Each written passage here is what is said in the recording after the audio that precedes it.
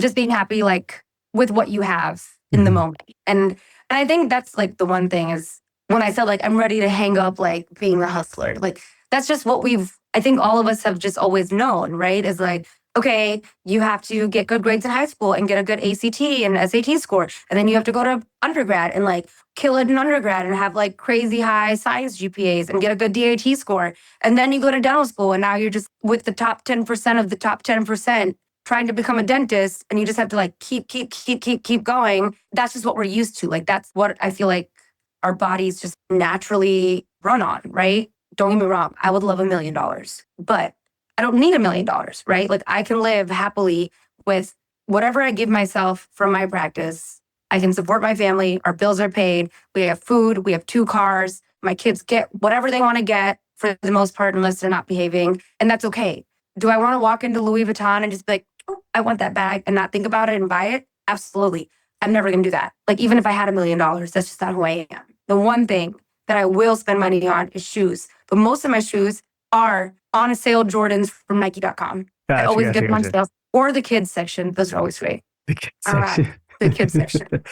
Interesting. So do you think you kind of want that more because of a lack of flexibility in life where you're like, oh man, everything else is pulling me. I can't move how I want to move. Yeah. I mean, honestly, that's a really great way to put it. And I think that really like defines what it is. I know that I have to hit a certain number at this practice to keep the doors open and keep things going. I know I have to hit a number at this practice to keep this going. I know that I need a certain amount at my house to keep my house going. I have these minimums that I'm always just trying to hit. And I just want to be like, hey, like I'm going to go take a week off and go travel. But even if I did it, let's just say I do it, my mind is constantly here. And I want to be able to not be here mentally. I want to be able to just enjoy where I'm at. And I think lean and mean, I probably could have done that, but I didn't do that. So now I have to like deal with the consequences of it. And so that's one of the big things. Like I've had a lot of people message me after they saw that I put my other practice up for sale. They're like, oh, is everything okay? Are you okay? Like, what are you doing? And I'm like, I don't have cancer. Everything's fine. I just like really don't want to drive an hour to get there. Like it takes an hour one way. And I'm like, I didn't think about that when I signed this lease. And I drove there also on like a Sunday morning and it took me 30 minutes. Yeah. But you know what? I feel like you do have flexibility in the sense of like, dude, you could just post and be like, I want to sell this. And then people are asking like, why? I know. Like, I don't feel like driving. And some people are like, dude, I got to drive like 3 hours. I cannot give up my practice. I can't do, you know what I mean? So there is like, yeah, there is flexibility. And that's the thing, like the gap in the gain, right? Like it's like the way that you look at it. And that's the one thing I'm trying very hard to continuously be grateful, even with the stress. Like something bad happens, like, okay, but like let's try to find the silver lining in it. After a while, that does get really exhausting. Don't get me wrong. It's like the person who's like always happy. You're like, we're at a funeral. What's wrong with you? Why are you happy? Like that's how I feel when I like try to like always find the silver lining in things. Who's telling you that? Like, hey, why are you being like this? Why are you trying to find the silver lining in everything? Oh, no, nobody. See, it's like if I had more time, I would be in therapy and I would be able to talk about these things. But these are all like trauma-rooted responses. And I think that is one of the reasons that I am so just like go with the flow, like just whatever. Okay, it happened. It's fine, whatever. Just because of a lot of the experiences that I've had as a younger version of myself and some of those things that I went through. I think I went through all those things because of being like that, if that makes sense. Like something bad happened and I'm like, well, it could have been worse. And like, that's why I didn't, I don't know, tell my parents something bad happened. I'm like, oh, it could have been worse. Like, it's fine. I'm fine. Yeah. You know? And so I think that's me telling myself that, but maybe as like a way to like keep going. Gotcha. Yeah. Interesting perspective. Real quick, if we shift and real fast and we'll go back, but you mentioned SEO, your marketing, right? A while back. What has changed as far as that? Like, where do you invest more in? Where do you invest less in? And then at the same time, did you change companies? So I have gone through a few different companies. We've done a few different things from the big, like on a daytime talk show for a little like blurb every month to just like doing nothing, basically. I'm lucky to have one of the girls that works here. I kind of always laugh about this. I was like, I'm so happy you slid into my DMs. Because she just kind of, you know, her kids were starting school. She's like, hey, like, do you need help with something? And I'm like, actually, yes, come help me with things. And now she's basically like my right hand to everything. And that's like one of those people that I was saying, I was like, how do I like set this boundary? Like, I'm your boss, but like also I'm your friend. Yeah. But I'm grateful to have her because she essentially just does all the marketing stuff for us. So she will talk with the different companies, get ads up and running, or if we're running something in one of the local like magazines, she'll like get the ad made up and like approved and all of that stuff. So, I mean, we have different marketing avenues. I think right now we have pivoted more towards Facebook ads, which we have not done since probably 2023. So we went back to social media ads. And then this is the first time we're doing Google ads. So we've never really done Google stuff before. That's now why I'm finding out these things about like, hey, Google hates me because I'm confusing it. And I'm now learning these things because we've never really done Google before. But we've gone through a few different companies. And I think that's also been kind of hard is everybody sells you the sun and the moon. And then like, really, you get a rock. You're like, thanks. This is a rock. Thank Interesting. You. So then with that, you can feel free if you want, say names or not. What have been some of the best and some of the worst? Oh my gosh. Honestly, I don't even know if I remember like half of the companies that I've used. Man, that many? Shauna, it's a lot. It's a lot. But like also because Tara's always kind of in charge of it. So she just asks me for my credit card and I just give it to her and she pays it and I don't like think about it. One of the big things that we did was with NBC in our area. And so that was the one where I was the dental health advisor. And then every month I would be on one of their like segments. And I think that was really cool for brand awareness. We did in the local, so the football team, the Bucks, they have like their yearbook, whatever they do every year. And so it basically has like all the players in there, but then it also has a bunch of advertisements. That was terrible. We got like nothing from it. It's so bad. Yeah. I like how you're like, it was so cool. It was terrible. It was really cool. I'm like, yeah, we're in the Bucks yearbook. Like, so that was like cool. I was like, well, we didn't get from this. This is terrible. That was like a tough pill to swallow. Because I was like, this is really cool. Like, all these people get to see us, but like nobody wanted to call us. Like not even one call maybe. When I first opened, we did mailers with MVP Mailhouse, and those were like a hit. Those were so good. Then when I opened the other office, I did mailers with MVP Mailhouse, and they were terrible. And it's not because they did anything different. It's just like that demographic or that area. Sometimes it's not what the company's doing. Sometimes it's just like the people that receive it suck. So, so that's also the other thing is like giving them a little bit of grace. Like they're doing what they can, but also like don't promise me things if you can't deliver those things. Yeah. So I think like mailers were a really big one that we did that worked here, but did not work at Sunkist. We were in a local like subdivision magazine. And so when we first opened, that was a really big hit. And I would say literally 70% of our patients came from that magazine. And then as more offices opened, we started seeing that number go down because then there was other offices that were closer to them. Interesting. And it was a 3-year contract. The first 1.5 years was great. And then like now I'm like, I think like next month is like my last month and I like cannot wait to stop paying it. Oh, really? So it's a contract. Interesting. Which company are you working with right now, marketing wise? So we're using the people that did NBC. It's a company called Nexstar. I guess that's like their Tampa people. So they're doing all of our Google ads. They're running that. Now I'm getting like really into sleep stuff. And like I said, I don't know if this was recording before, but like mostly it started because of my kids and then myself. And like now it's like, you just can't unknow this stuff. It's kind of insane. So as I get more into sleep stuff, I went to Transform Symposium a few weeks back. I've met with different companies and stuff. And so one of them, I think it's Digital Auxilis or something like that. Basically, the company that we do our sleep studies with, she had recommended them. So we just started Facebook ads with them. Oh, nice. So it's like been a month. So we'll see. I think like the first one launched yesterday. Cool. So then real quick, all the systems from 2023, you still utilize them like Oryx? Yeah, so I still have Oryx. We have Mango for phones. I've never really used any like third-party subscriptions for like anything else like Weave or Flex or any of that stuff, just because Oryx has everything built into it. With Oryx, there was Pearl. And so we added that on, but it was in the beginning of when the integration first started. So it was like a little glitchy. So I canceled it, but I don't know, I might do a demo again and see if they've had any changes in the last year. Has it still been easy for like your team to learn it and everything? It's easier for the girls that have been here. And I think now that we have like a system in place on how to like teach the new hires how to use it, I think it's definitely gotten easier. Let's talk about like the next 3 years from now. Okay. Would you say you want growth or do you want depth?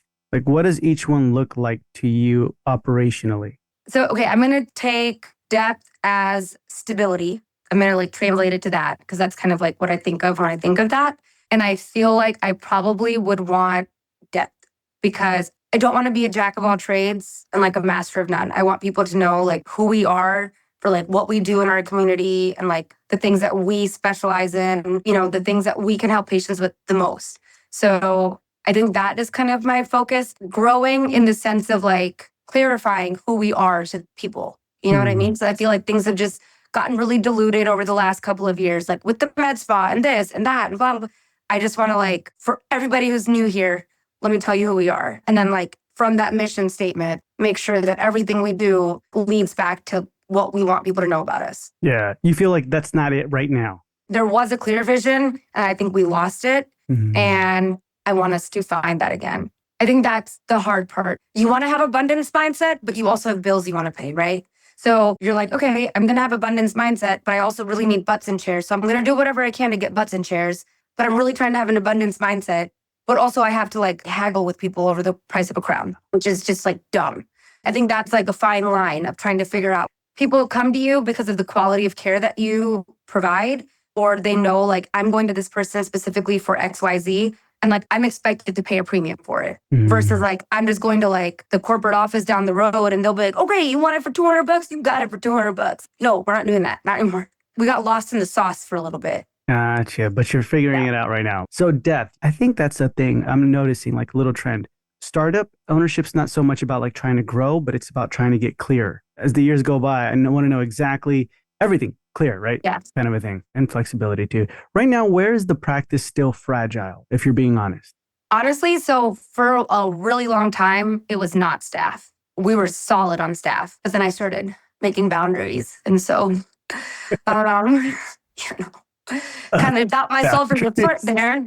But you need that though. You need, I know. like, right? It is. And that's the thing. It's like, it was necessary. And the downfall of it, like, sucks, but I think it needed to happen. And it's only for the betterment of the business and the office. What, if you don't mind me asking real quick, like what was the specific boundary that you set that changed everything? I think it was not distancing myself, but like trying to keep things to like work at work. Like, hey, if you're going to come back to my office to ask me a question, like, let's keep it about patients. Otherwise, like, go back to work. Instead of like, oh my God, you won't believe what happened the other day with Billy Bob Joe. I don't care about Billy Bob Joe anymore. I got things to do. I'm trying to pay the bills here, okay? Go back to work. And so I think that was part of it is, hey, after 5 p.m., we can talk about whatever anybody wants to talk about. But until then, like, we need to stay focused on what we're doing. And then I think it was also getting people in certain roles. And then like, these people are my admin team. These people are like our auxiliary team. Well, auxiliary team does not have access to the same information the admin team does, literally by like definition. And so then people are like, well, I used to be in the know of everything before. Why can't I know things now? And it's like, well, we're trying to set boundaries. We're trying to grow as a business. That means the CEO just can't be going around talking about everything all the time with everybody. That was the biggest one. Yeah. Transparency became less kind of a thing. And it's kind of funny because what I realized is like, and this is the part that kind of sucks, but it's true. When you're the one signing somebody's paycheck, they're going to try to get things no matter what. They could be your friend as much as they want, but that only goes so far. Because at the end of the day, you're the one signing their paycheck. So like whatever tilts it in their benefit, that's what they're going to try to do. So for example, I want to know more about what's going on. You're not as transparent anymore. Okay. So then I share. And then it's like, that's really unprofessional. You shouldn't be sharing those things. Does that make sense? Like you want to know. And then when I like do it, all of a sudden it's like unprofessional. I shouldn't be sharing those things. That's like one example. But it's something like that where whatever can benefit them more in that moment. Like I'm quitting because you told me these things and that's unprofessional. But also I'm quitting because you stopped telling me things and you set a boundary. And I'm like, make it make sense. I would like to know. Make it make sense. I have time. Like, I don't understand, but okay, sounds good. This has been really great. So when you ask me where we're kind of fragile, I would say staff, assistants for sure. We've had a couple assistants, but me and the other doc, we're very like chill. It's really hard to like mess it up to the point like where I will even go, hey, I need this bird. Let me just go grab it myself. No big deal. Like I'm very easy to work with. Hey, I need this instrument, but you only have this instrument. I'm going to make it work with this instrument that you have. Don't worry about it. But when you can't even do those basic things, that's bad. And that's the thing with assistants around here. A lot of the applicants are like new dental assistants where they know nothing. They can't even take an x-ray. And you're like, I don't have time to train you. And so then you want to hire somebody who has experience. Then the person who has experience is like, I want $47 an hour. I'm like, Yeah. cool. Same. Me too. Oh my God. We both want the same thing. Me too. I also want that. So kind of the hard part is everybody knows their value, of course, but like how far can they try to get their way essentially? And some Or values like inflated. You're like, is it? Are you really that? Like, I was like, I get it. Groceries went up, like inflation, but relax. Yeah. But it's interesting that perspective. Well, and I think also, and this is kind of one of those other like boundary things. So when I first opened, I had an assistant and she was like, I want a raise to this much an hour. Like basically like ultimatum. Yeah. And like me, I was like, oh my God, yeah, of course. Like, let me give it to you. And that didn't make her stay. She stayed for a little bit, but then she still left. But she knew that she could push me in whichever direction she wanted to benefit her. Does that make sense? And then the same thing happened. It seems to always be with assistants, but hey, I want this. And so of course, me not having any boundaries, I'm like, yeah, sure, I'll do that. Like you're a valued team member. And then it's like, okay, now I want this. Okay, now I want this. Now I want this. Now I want this. I'm like, oh my God, at what point are you going to stop wanting things? And it's like, so sorry. I just like can't pay for your daycare and like pay your mortgage and everything else in its entirety. I would love to, but I can't. And I think that's the part, setting that boundary, because then we had an assistant who did ask for that. And it was like a really like outrageous jump. And I literally just said like, I'm really sorry, but I cannot give you what you're looking for financially. Mm-hmm. And I wish you the best of luck finding a place that can give you what you're looking for. Old me would have been like, oh my God, I have to give her a raise. And like new me was like, it's fine. I'm already assisting myself basically. And it's they okay. left? Yeah. But you have to be okay with that like result. You know what I mean? If it was like 50 cents or like $1, fine, I'm willing to have a conversation with you. We're talking like $10. It's going to be a no for me. I'm so sorry. Yeah. But it's not even about the money or like the dollar amount. It's about the precedent that it sets. And I already know because I've already done that before. They know that they can hold me hostage to do whatever it is that they want. And so that's one thing that I've learned in the last 3 years. But that's also why that part of my practice is fragile, because I've also learned to set those boundaries. And I'm like, okay, I hope you find somewhere that is as awesome as this place, because everybody loves working here and gives you the money that you're looking for, and they don't work you to death, and they don't make you cry during your lunch. Good luck. Yeah. It's good that you're like learning these specific boundaries. I think that starts, like you said at the beginning, where you want to get cool with them, you want to talk to them, but then that's happened, I'm sure, with you. Like it's happened with me, where you feel like you click, you're cool, and then you sit down, I'm like, I need to stop oversharing my life. Like I need to just really, it's business, right? And then as you get to know them years, then you're like, hey, guess what? I have kids. Oh, wow, you have right kind of a thing. And then, you know what I mean? I mean, I get it, because I'm like trying to be like better at this boundary thing. And even now, like I'll say something and I'm like, man, why did I do that? But it's like cat's out of the bag now. Like, let me just finish the story. But like in my head, I'm like, you need to not do these things, or like overextending yourself. I do that a lot. Let me just think of an example. Okay, let's just say there's like a patient who feels that they deserve a refund for something. Even though I don't think that they deserve a refund, before I'd be like, okay, here's your refund and like a Starbucks gift card and like also a bunch of other free stuff. Enjoy, like try to really just like overcompensate. And now I've learned the boundary of like, well, I might lose you because I'm saying no, because you really don't deserve a refund and I did nothing wrong. I'm going to probably lose you. You're probably going to leave a bad review. But also I'm not giving you like 87 million things, and I'm not giving you access to that part of my heart anymore. Yeah. Because that's the other thing. It's like when you are so open with people, it's like they have access to a part of you that like maybe not everybody should have access to. You know what I mean? Like not everybody needs to know my deepest, darkest secrets, even though not everybody on your podcast does. But that's besides the point. Interesting. That's a really, really good perspective, though. So our last question here is from Dr. Jordan Sanders from Knox Mountain Dentistry. And he asked, what's one situation where you were faced with failure and how you dealt with it? I feel like it's the boundaries, what we've been talking about. That's definitely one. And I think we've talked about this a lot during this episode, is the med spa side of things. And in that period where like I lost the person who I thought was supposed to be doing this with me, then all of a sudden I'm like, oh my God, what am I going to do? To me, it was like a failure in that moment, because I was like, I didn't set myself up for success in the sense of having the right partnership agreements and this and that in place. I'll be honest, like even now I still kind of like kick myself in the butt about it. And I think about it like maybe 3 times a week, but it's less than every day. So that's good. Right. But, I think that was definitely one of those moments where I was like, okay, I messed up. I shouldn't have done this. I shouldn't have opened the med spa. I shouldn't have gotten all these devices. And then I had to like let myself just feel that.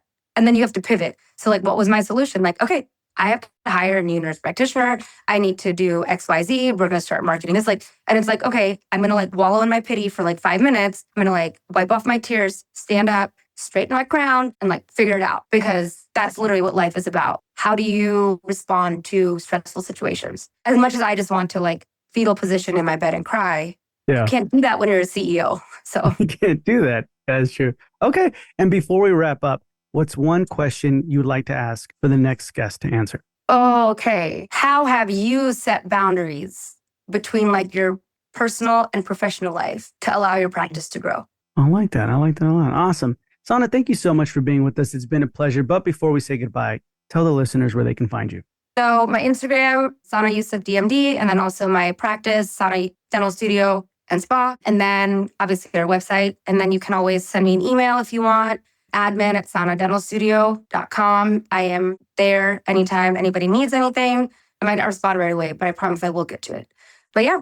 Awesome. Awesome. So that's going to be in the show notes below. And Sana, thank you so much for being with us. It's been a pleasure, and we'll hear from you soon. Thank you. Take care. Bye.